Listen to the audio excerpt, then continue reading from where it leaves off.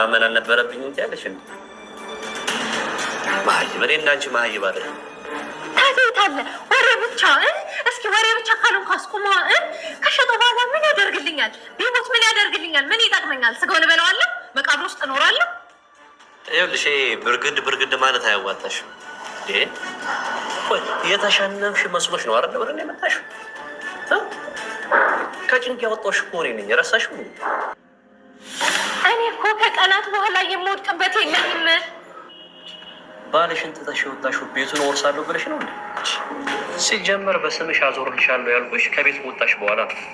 ቀድመሽ እንዳሰብሽ አታስመስል። ዝና እንደዚህ አይነት ሰው ነህ። በጣም ታሳዝናለህ። ይኸውልሽ ማለት እንግዲያውስ ከዚህ በኋላ እንደውም ብው ብለሽ ፈንጂ ጭራቅ። ኧረ እኔ እንጃ ይፍረታ። እንጃ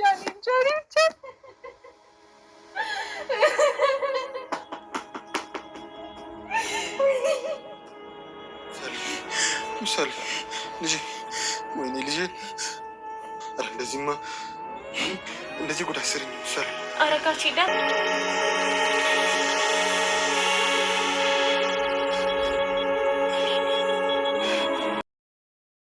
ዝና እንደምንም ብሎ ሚስቱን ከእጁ ካስገባ በኋላ ማህሌትን ዞር በይ ብሏታል።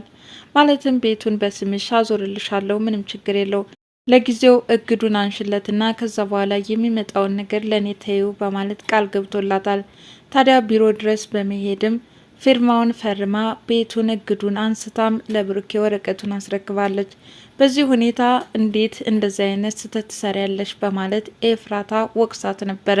ማለትም ዝና ለቃሉ ታማኝ ነውና ችግር የለበትም፣ ተፈጻሚነት ያደርግልኛል፣ ቤቱ በስሜ ይመለሳል፣ አታስቢ እያለችም እርግጠኛ እንደሆነችም ለእህቷ ነገረቻት። እህቷ ግን እኔ ግን አይመስለኝም፣ ወንዶች እንደሆነ ያሰቡትን ካደረጉ በኋላ ዘወር በይ ነው የሚሉሽ።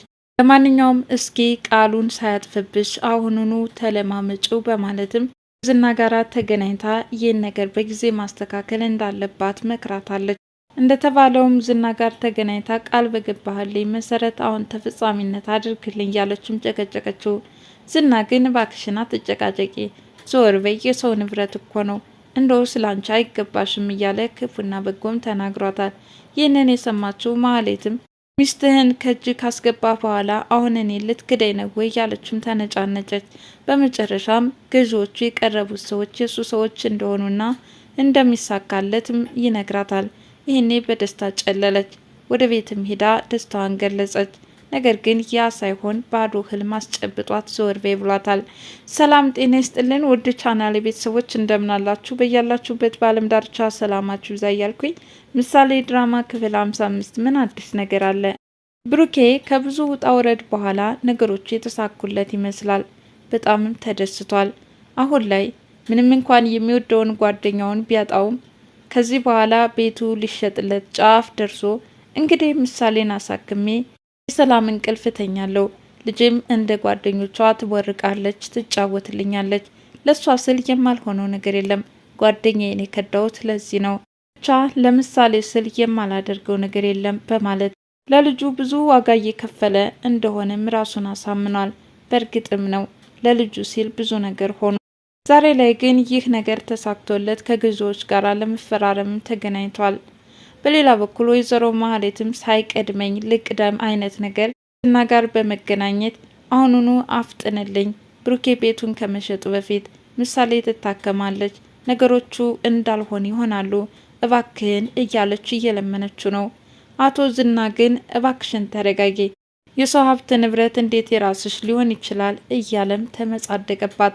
ማለትም ከዚህ በፊት ምንም ችግር የለው ሁሉንም ለኔ ጣዩ፣ ብቻ ሚስቴ ትምጣ፣ ሚስቴ ካልመጣች ግን አንቺ ጉድ ትወኛለሽ እያለ ስሮ በጥፊ ሲያቀምሳት እንዳልነበረው ሁሉ አሁን ላይ ግን ሚስቱን ከእጁ ሲይዝ እሷ ቤት መመለስ አለመመለስ ለደንታው አልነበረም። ነገሩን እያባባሰች ያለችው ኤፍራታም ከገዢዎች ጋራ ብሩኬ ተስማምቶ ጨርሶ እንደሆነና ሊፈራረም ጫፍ እንደደረሰም ለማህሌት ደውላ ትነግራታለች።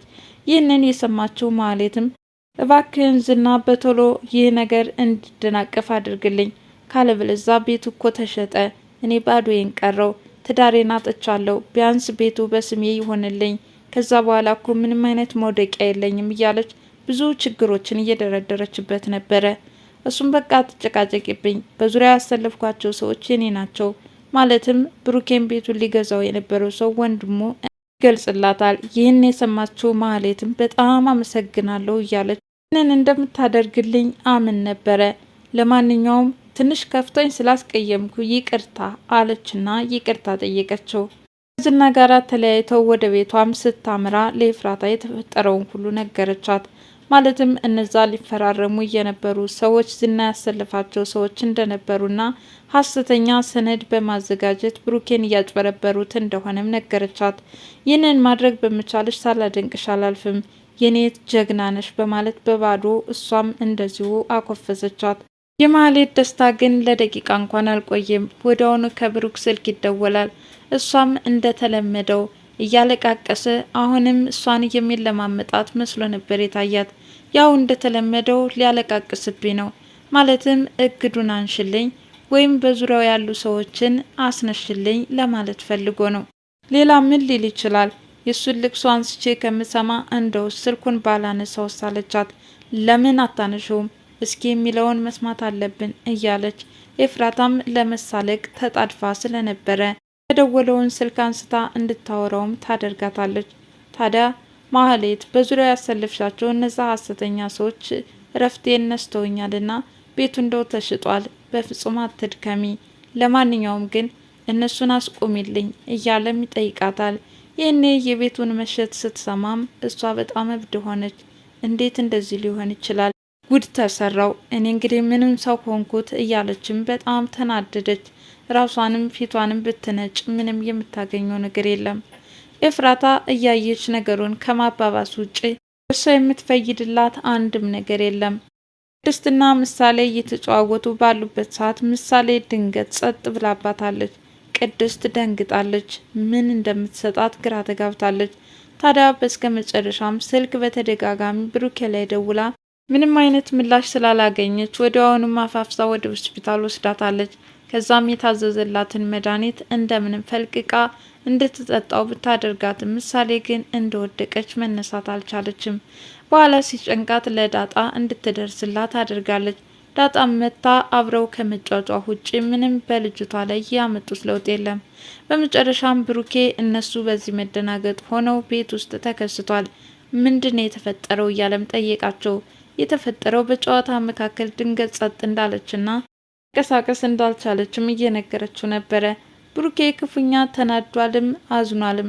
ማለትም በስከ መጨረሻ ነገሮች ተስተካክለውለት አሁን ወደ ሆስፒታል የሚወስድበት ሰዓት ደረሰ በማለት ቤቱን ሽጦ ተረካክቦ ጨርሶ አሁን ላይ ምሳሌ ጸጥ ማለቷ ምነው አምላኬ ለትንሽ እኮ ነው ይኸው ደርሼልሻለሁ ምሳሌ ንቂ እያለም ሊያናግራት ቢፈልግም እሷ ግን ምንም አይነት ምላሽ እየሰጠችው አይደለም። እንደ አባት ከባድ ፈተና ገጥሞታል። ቅድስት በስከ መጨረሻም ድንገት እየተጫወቱ እንደነበርና ኳሱ መቷት ደም እንደፈሰሳትም ነግረዋለች። ይህኔ እሱም እንዴት እንደዚህ ሊሆን ይችላል? ወዲያውኑ እኮ ቴክስት መጻፍ ነበረብሽ፣ ዳጣ አንቺስ ምን ትሰሪያለሽ? እያለ ዳጣንም ወቅሷታል። ዳጣም በሰዓቱ እዛ ቤት እንዳልነበረችና ተደውሎ እንደተነገራት ነግረዋለች።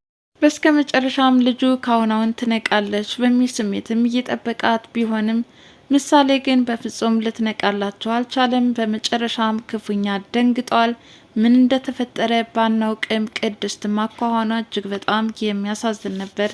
ለማንኛውም ከልቧ የምትወዳትና የምትንከባከባት ምሳሌ ድናላት እንዲሁም እንደምትመኘው ምንጊዜም እማዬ ብዬ ጠራሻለሁ፣ እናቴ እንድትሆኝ እፈልጋለሁ፣ ምን አለ ቅድስትዬ እናቴ ብትሆኝ እያለች እየጠየቀቻት ትገኛለች።